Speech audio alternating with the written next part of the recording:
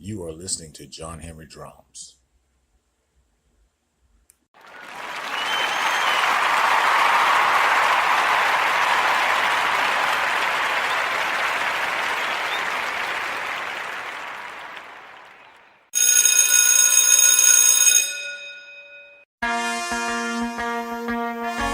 No fame, just a fortune.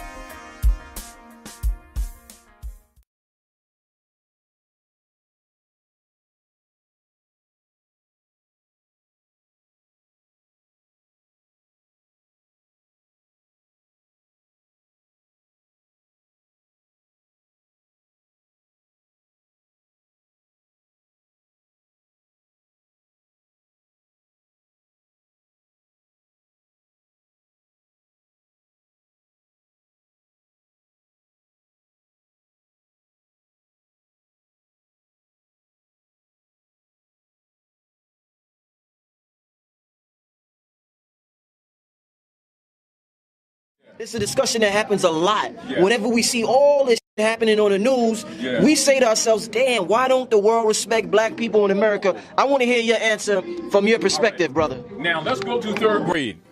I'm going to give you a third grade lesson. And this you can take home and do a film. As a matter of fact, have somebody film you doing this third grade lesson, right? So we're going to talk third grade grammatication. I'm going to repeat. So it's not complex, and they can criticize this paper too. Third grade grammatication, orthology, basic reading skills. Are we clear? All right, so no one's, they're not insulted, all right? And they can gum out their egos.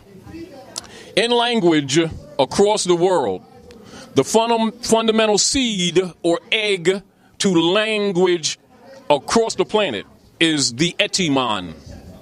The etymon is to any language from any time, from any hemisphere of the planet, the seed, the ovum, the zygote, the core of every word in every language and its morphology or transit. Are we clear? Yeah.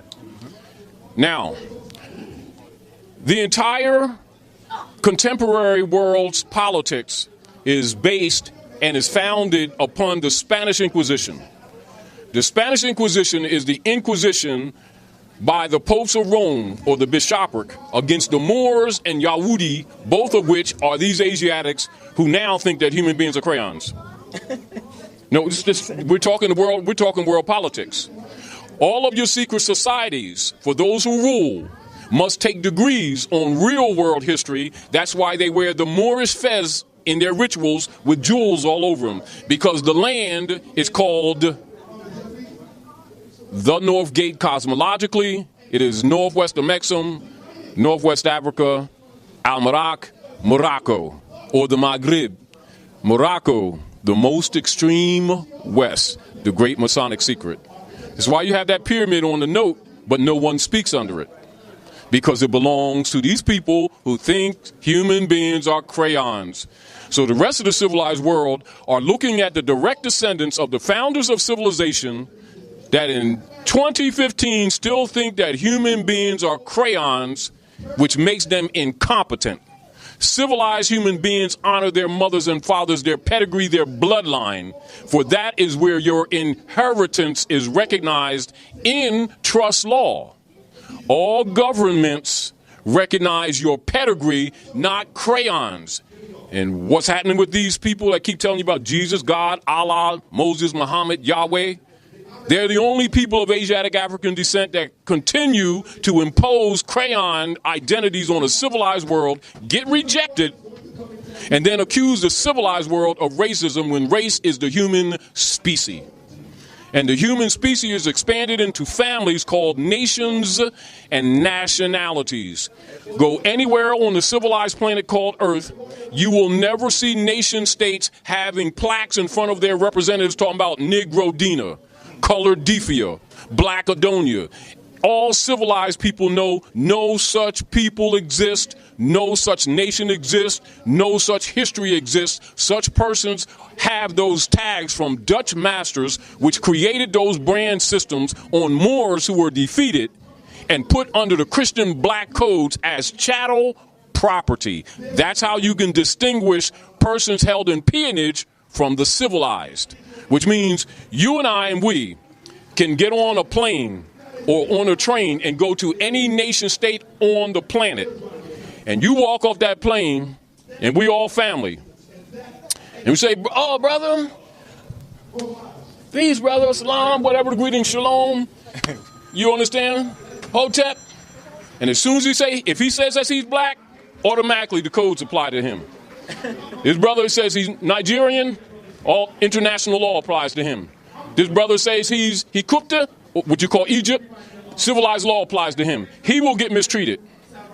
As a matter of fact, unless he's with people, he can only travel in the countries on a tour. They will not be letting no black people run around amongst the civilized people. They don't do that. They only do tours. And they ain't figured this out yet. So let's go back to third grade grammatication, right? We're all adults, right? Right. Now, he has the advantage because you have knowledge. But for those who don't have knowledge, right, they're not going to instill certain keys in them because they're not aware that status is everything in society. Status determines the capacities, the incapacities, and the state or condition that any human being on the planet has in relationship to third parties and the state. That's universal, not just here. You tell that to most of our people, and they immediately start talking about racism and prejudice. But that applies all around the world. They don't know it because the Europeans have controlled their education, their miseducation, put it this way. Back to third grade grammatication. All right, adults, now we're doing this on camera. Now, since you're doing the filming, I'm going to ask you a question. Third grade grammar, how many parts of speech? I don't know, brother. I don't know. Say that again. We didn't hear you. I don't know, brother. I don't. All right, third grade grammar. 8 parts of speech. Say that, y'all. 8 parts of speech. 8 parts of speech. Now, remember, this is third grade grammar. Now, when you leave here, you're going to go home because we're going to make this meaningful, because we're going to educate the people, not just deal on their emotions. Do you understand? Now, the first thing that is done when you send a child to a dictionary, a lexicon, a book at all, is you train them not to go past any word that they do not comprehend or understand. One of the first rules. Good lighting, clean water. And they never go into a book without a law dictionary, without an etymology on the English language dictionary, without a thesaurus, and a comprehensive dictionary as a standard of operations. That's part of our so-called African culture that we gave up, that we keep thinking belong to the white man, and we're the white man. Do you understand? We need to know what it means. Our people thinks it means complexion. It means legal status, and it does not apply to Europeans. I don't think people will disagree with what you're saying. Yes, they will. I think. Yes, they will. Let me finish asking my question. No, I don't need a mic. I think the problem comes when you make statements like pedigree is everything. No, I didn't say that.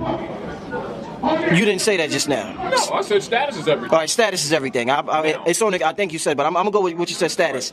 When you make statements like that. Why shouldn't I make statements like that? Because it's true. Okay, when you make statements like that, I don't think the average person, if they study Moorish history, they would disagree. They shouldn't listen. Talk about Moorish history. That's world history. I think that the problem they see with what you're doing is, look, they see you analyzing this situation, analyzing the European from a moral compass, and there's no morality they feel within them. So although on an intellectual level, on a historical level, you may be right, from a morality standpoint, he makes laws to break laws. Right. So they're saying, you're right. Listen. So they're saying, Taj, you're right, brother, you got it. But we're not dealing with a moral being. So with that being said, all that go out the window. All right, I hear what you just said. Let me say something real quick.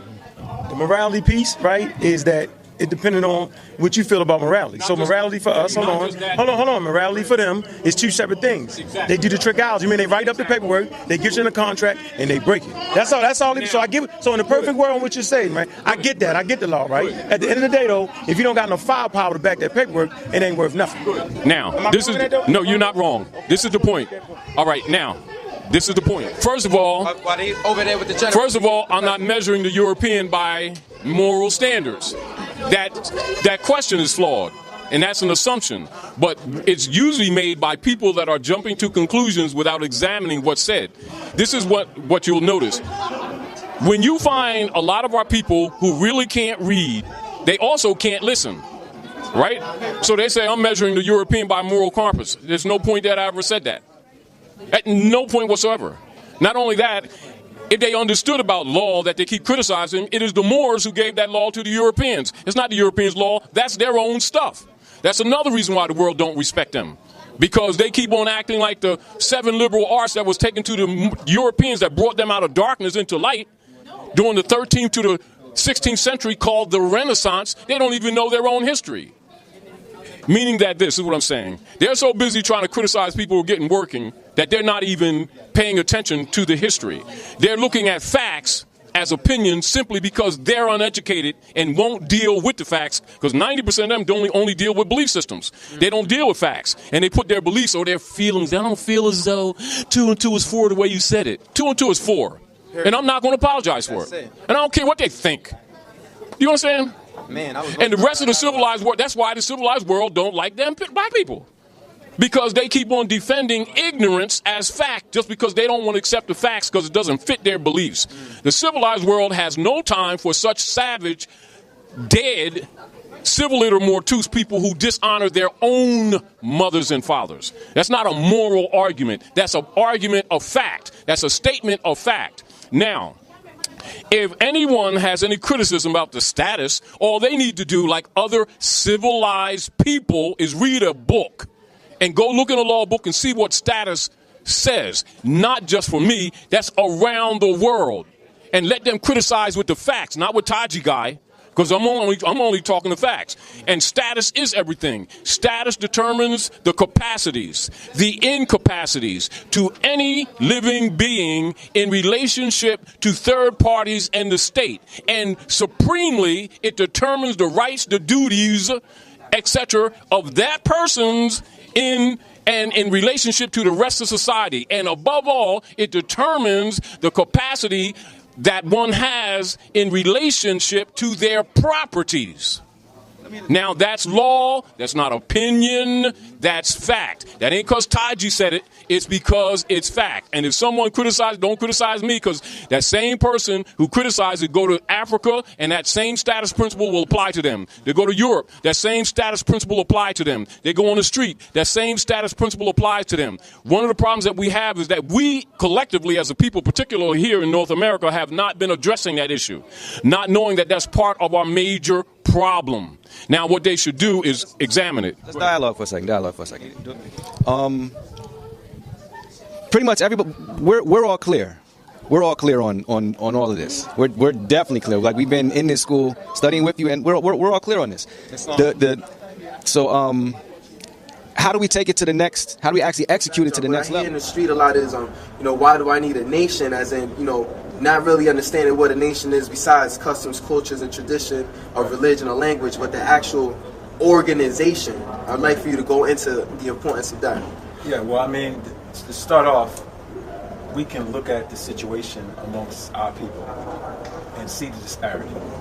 There's economic depravity, there's moral depravity, there's a lack of knowledge of self, and all of those things create conditions, emotional, psychological, economic, educational, where we look like we are naturally deficient, and it's either directly or indirectly promoted that we are that. Right. And because of that malady that's operating in society, we haven't learned the laws that we can take control of to reverse that condition ourselves. We often look for a handout somebody else to make the offering or to come up with a big decision about how to handle that. Right. And that's not how a nation operates. A nation operates based on the premise of some historical identity where they have capsulized a culture where they can solve their own problems. All right, so if you look at the body